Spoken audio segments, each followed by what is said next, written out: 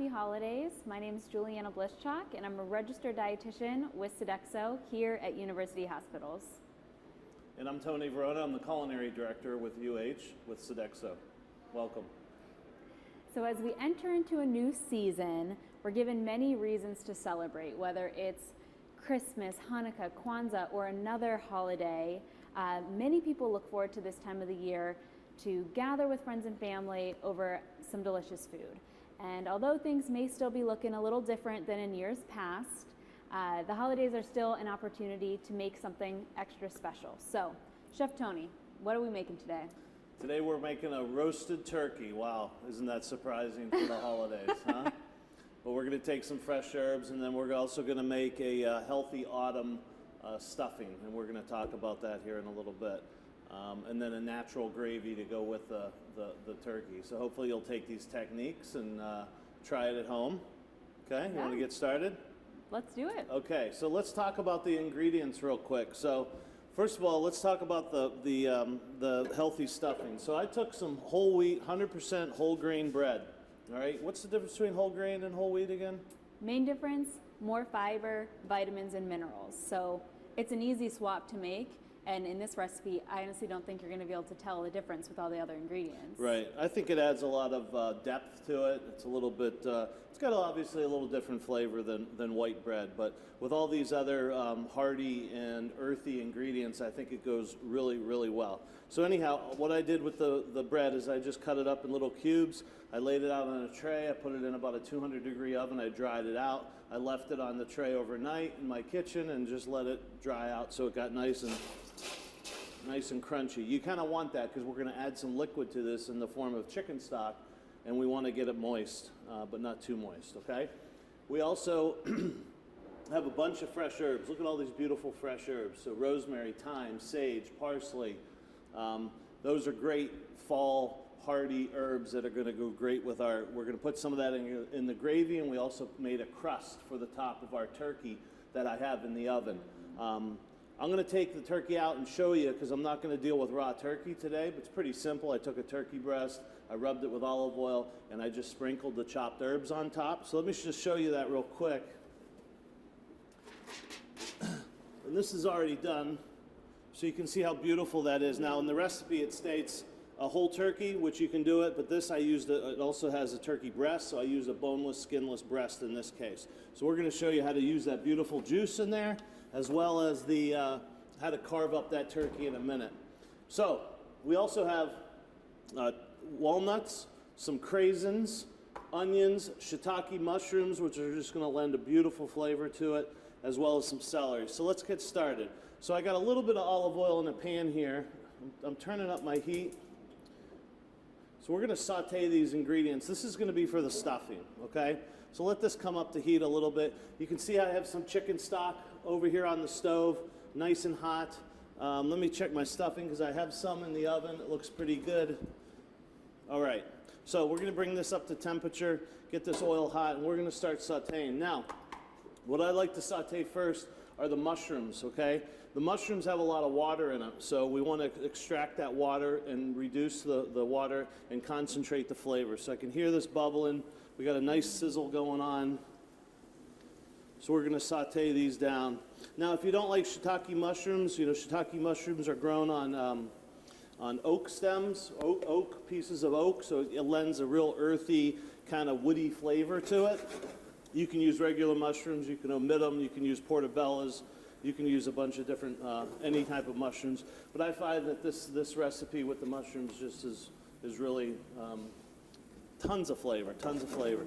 What I like to do now is just season this just a little bit with some pepper and a little bit of salt and get these wilted down. You're not looking for a lot of color on here. You just want to wilt these down a little bit and get some of that moisture out. Now, one thing you'll notice on here, if you can see it, there's no moisture coming out. So I have my pan nice and hot, and that's important. So we want that moisture to evaporate as soon as it comes out. A lot of times if you put mushrooms into a cold pan, all of the water will leach out, and then it just starts to boil and steam on itself, and you're really not looking for that. Now I'm going to add my onions. Soften those up a little bit. You can see this is a pretty quick process. This is going to go back in the oven, so these vegetables don't need to be cooked 100%. This is going to go in the oven for about another 30 minutes. So I'm just going to soften these up. At this point, I'm going to add the rest. I have the craisins as well as the walnuts combined, right? Now I didn't toast the walnuts because what I'm doing right here with that little bit of olive oil in there, it's kind of just toasting it up. If you were just going to use walnuts plain in a dessert or something where it wasn't going to get toasted, you want to roast them in the oven a little bit, get them toasty. That really brings out the flavor. All right, and a little bit of celery, right? What's stuffing without celery and onions, okay? Saute this up real quick. Okay, move this aside. What else goes in my... Okay, I got a little bit of rosemary. I'm going to strip these off, and I just want to show you how I do this. You see how I just pick these off? So a little bit of rosemary, I'm just left with that stem. Got some beautiful sage. If you don't have fresh herbs, by all means use some dried, but I really prefer the fresh herbs, especially if you're going to be doing this for the holidays. You might as well splurge a little bit and get some fresh herbs. And then some fresh thyme. And again, all these different flavors are going to add, all these different herbs are going to add a ton of different flavor. You see what I'm doing? I'm kind of just stripping this off. Just use my fingers and strip these off. You don't need a lot, okay? So I'm going to combine these together, and I'm just going to put a rough chop on these. You don't need these completely fine, but you just want them roughly chopped. I mean, sage in turkey and in stuffing just is really, really wonderful. And fresh sage, you can buy that rubbed sage, which is, dried and then rubbed together and kind of made into a powder. That's good, but this is even better. So a little bit of fresh herbs in there. As soon as I add that to it, I can smell that. It's combining with that little couple tablespoons of olive oil. And people here in the kitchen can definitely smell that sage, right? Yeah, it smells amazing. So that's looking pretty good. All right. Here's our stuffing, right? Our cubes. Unseasoned, nothing on them, just dry, okay? That's what we want. We want them really dry. Now, there is a recipe here, and it does state how much broth to add, but, just like with any recipe, there's some variables, right? It could be over, it could have it a little bit wetter. You may have not dried it out as much. So what you're looking for in here, and I'm going to add, there's a little bit of moisture in here too. I'm going to add my vegetables. Turn off my heat, take my spoon, and I'm going to start stirring these in. Now, right now, you can still hear it hitting that stainless steel. It's really still hard. So I'm going to start adding just a little bit of chicken stock at a time, okay? I don't know if you've had stuffing that's really too wet or too dry. It just turns to mush. Yeah, it just turns to mush. It also depends on the type of bread you have, right? Some bread's a little moister than others, some's not. What I like to do is just stir this in, and I can just tell you right now, just by looking at it, it's not wet enough. But again, follow the recipe, but you kind of could just follow your eyes and your senses as well. Remember, this is going to go in the oven and bake, so it's going to dehydrate and kind of cook down a little bit more. So what I want to do is take a little taste of this. Not only am I tasting it for flavor, but I'm also tasting it for the moisture level. The vegetables are still a little crunchy, which I like. The sweetness from the craisins is there, and then the earthiness from those mushrooms. So that looks pretty good to me. I'm going to put this into a baking dish. You can spray this if you want. And this would be awesome if you want to put it inside the turkey as well. Difference between stuffing and dressing. Stuffing is stuffed in the turkey. Dressing is served on the side like this, okay? And what I like to do is I just shake it a little bit. I don't want to pat it down. I want kind of those air pockets in there, so when the air hits it, it kind of gets it nice and nutty and toasts it. So I don't want to pack it down. Otherwise, I'm just going to be left with a flat surface. So I just kind of leave it like that, okay? Put that into the oven. The magic of TV.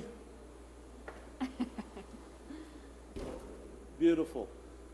And what I want to do is take my spoon. Where's my spoon? Okay. Look at that. That's, you see, look at the color on that, right? And I can see those mushrooms. There's some of them are a little crispy, which I really enjoy. And it's good. You see, it's not really, it's kind of loose. You see how it's falling apart like that? That's what I like. I don't like it all clumpy like mashed potatoes. So let's set this aside. Clean up just a little bit. And then I want to talk about the turkey a little bit. Julianne, anything else you want to talk about? Yeah, I'll add in, I mean, I love that stuffing recipe. Chef Tony already highlighted all the amazing nutritious ingredients that are going into it, like the fresh vegetables, got the cranberries, the whole wheat bread, the walnuts for a little extra healthy fat. All awesome ingredients. And then particularly the stock. So he used homemade stock, which has no sodium added, or you can buy stock at the store, but again, look for the no sodium added.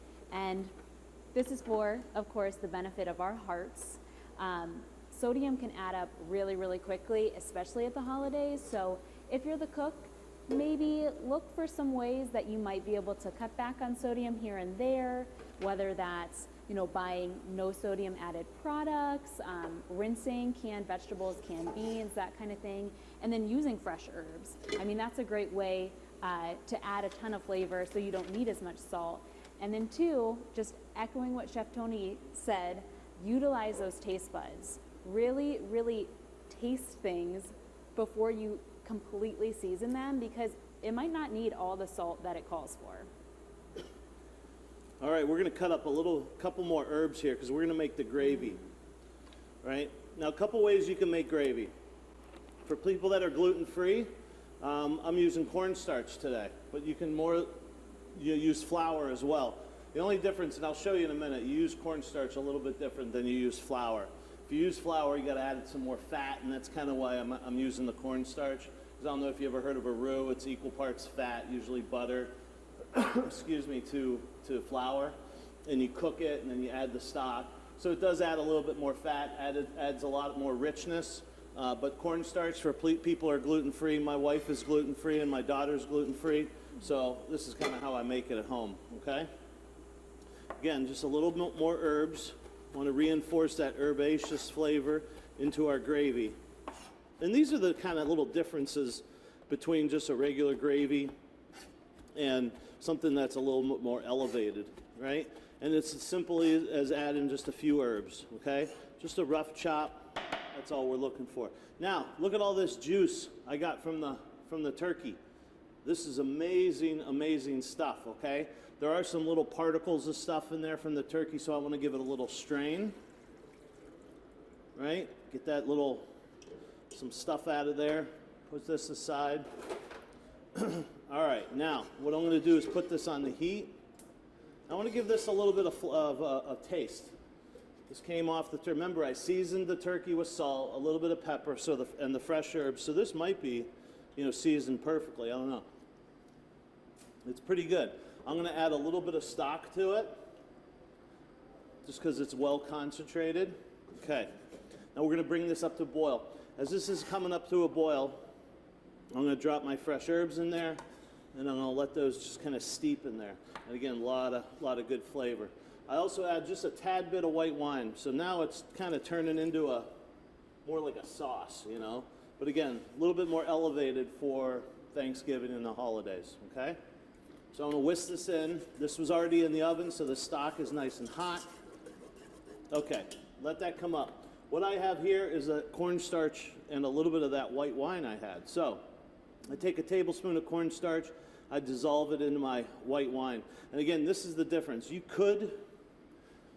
I don't do this, but you could add flour to this and make this the same kind of what we call slurry, but I prefer the cornstarch. Now, flour is going to hold up better, meaning it's going to stay thicker longer, but you got to cook it because we get a floury taste to it. Cornstarch, you're not going to get an off taste, but you don't need to cook it as long. As soon as I put it in here, I'm going to cook it for 15 seconds, and then I'm going to shut it off. You'll notice the next day, if you do use cornstarch in your gravy, the next day it'll be really thin because it kind of breaks down. It doesn't impart any flavor or do any harm to it. It just doesn't hold its thickening power as long. So this is coming up. You always want to add the cornstarch as it's boiling. Don't add it when it's not boiling. So this is almost at a boil. So look at this turkey. Well, that's coming up to a boil. Look at this. I probably cooked too much, but look at the herb crust I put on there, right? And the smell is amazing. Again, this is just a turkey breast. So we're here at Dave's today, and you can find turkey breast here as well. You can find whole turkeys. But I just decided to use a turkey breast today, not a big deal. And if you feel like, hey, I don't want to carve a turkey, this is a perfect way to do it. Okay. The one thing about cornstarch, I keep stirring it, you see, because it will settle to the bottom.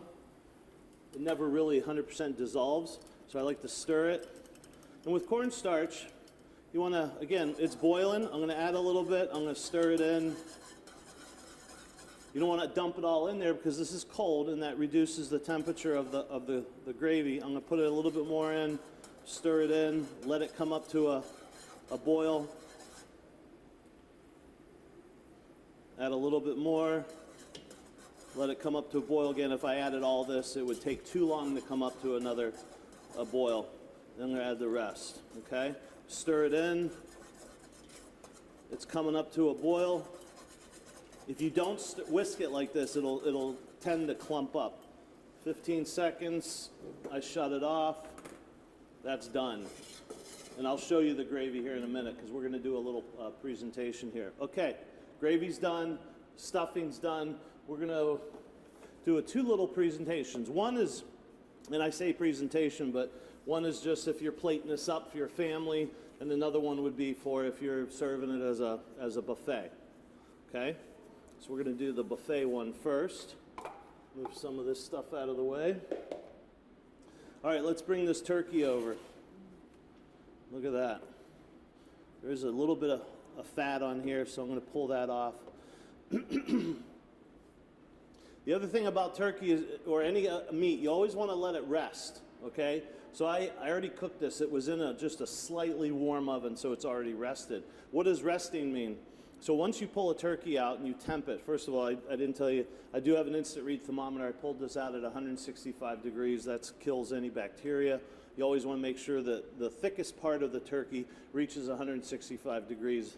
Once it's 165, you pull it out. There will be some what they call carryover cooking. Carryover cooking means it retains the heat and still cooks it for about another 4, 5, maybe 6 degrees. Not a big deal with turkey breast. 170 is not a big deal. Okay, now we let it rest. Why do we let it rest? Because if we cut it right away, all the juices would run all over the cutting board, and then you're going to end up with dry meat. You want to let it rest. Let those juices reabsorb back into the meat, okay?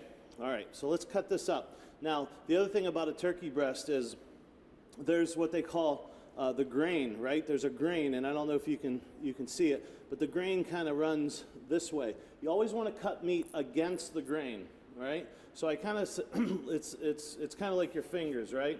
If you cut the meat this way, and this is the grain, when you eat it and pull it apart, it's tough. It's like stringy, right? But if you cut it like this and then you pull it apart, does that make sense? You pull it apart and it just falls right apart. I'll show you here in a little bit what I'm talking about. If I cut it this way, because the grain runs this way, if I cut it this way, the grain runs this way, so then it's like fibers, right? It's hard to pull apart. But if I cut it against the grain, when I pull it apart, it's going to be nice and tender, okay? All right, let's do this. Take a little bit of gravy. And those herbs are still got some green color to it. I like that. I didn't overcook it. It's a great consistency. I like that consistency. Okay. Here we go. I'm going to use look at this thing. Isn't that awesome? So what I like to do is cut it relatively, I like somewhat thicker slices, maybe a 1/4 inch, okay? Now watch this. See what happened? See, I just pulled that apart. If I pull it this way, it's a little bit harder to pull apart. See, it just falls right apart. It's amazing, okay? I'm impressed. So what I like to do is kind of, let's get rid of that piece because I ruined it. We're going to cut this down. Now you could, if you had a whole turkey and you took the turkey breast off and then you took the bones off, you would get something very similar to this, okay? So I'm going to cut all the way through, nice and straight down, very consistent thickness. Might not do this whole thing. You see what I'm doing? I'm not moving each piece. I'm keeping it intact. I did move these, but I'm going to keep it intact. This is what we call the chef's nibbles there, okay? So what I like to do is kind of arrange this in a way. You can see that beautiful crust. Move it back a little bit. Now you can do this, you could take your turkey out of the oven maybe an hour before you're ready to serve it. Cut it just like I'm doing. Put it into some sort of bakeable ovenware dish. Put this in the ovenware dish. Put a little chicken stock on the bottom, cover it with foil, and about half hour, 20 minutes before you're ready for Thanksgiving dinner, you just pop it back in the oven, kind of heat it through. Everybody gets so stressed out about, trying to get dinner on the table during Thanksgiving, but give it a little fan out here like this. I mean, you do this for Thanksgiving, people are going to be like, you're the bomb. All right, get my little... Now look, we don't have time today, but you do some Brussels sprouts with this. You do some other sweet potatoes. Oh my gosh, so many other different things, okay? I don't know if you can see that, but look at that, that's beautiful. All breast meat, ready to go. I said I was gonna do another one plated up. Let's do that, it's pretty simple. Again, these little end pieces, that's for the cook. Okay. This one I might actually just cut in half and kind of fold over. Look at that, give it a nice little presentation. A little bit of stuffing right there. Again, you put some Brussels sprouts, sweet potato wedges, whole sweet potatoes. I just did a presentation for the brown bag at UH yesterday, and we did a sweet potato with caramelized pecans. We did some sweet and spicy Brussels sprouts. I like gravy on my stuffing. And why not put a little bit of sage right in the middle just for a little bit of garnish. And there you go. Does that look like a good Thanksgiving dinner? That's gorgeous. Cool. Definitely. Well, and just one last thing. I mean, if you read the recipes have 6, 7 ingredients in each one. I mean, the turkey's just turkey and some herbs. The stuffing has bread and some vegetables. It's really, really simple stuff to do. I think the recipes speak well, so I hope you try this at home and have a great holiday. yeah. If I can add just a few things here at the end.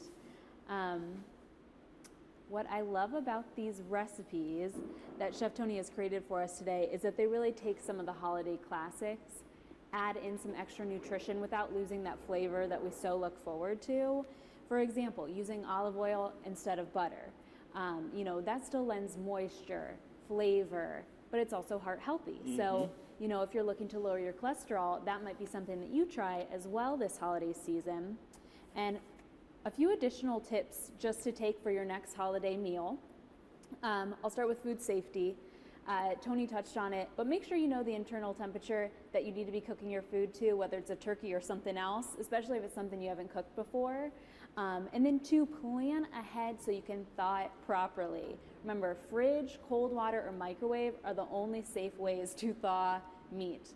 So be careful with that. I will add, with the microwave though, if you thaw it, you got to cook it immediately. Exactly, Yeah. and same with the cold water too. So fridge would probably be the best, but it also takes the longest, so plan ahead.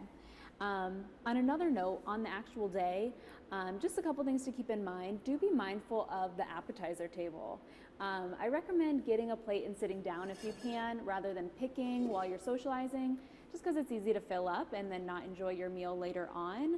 Same with sugary beverages, whether alcoholic or not, easy to fill up on those and not really realize it. So, make sure you're grabbing for some water as well. And then remember, of course we're talking about health and nutrition, but you don't have to miss out on your favorite cultural or traditional foods. Traditions are what make the holidays so special.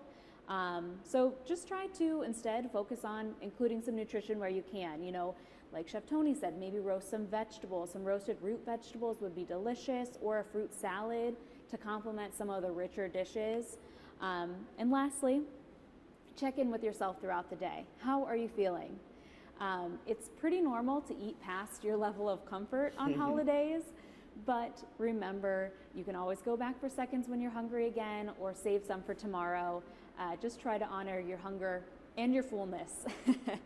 That's all I've got for you today. So thank you so much for watching, and we will see you next time. Happy holidays.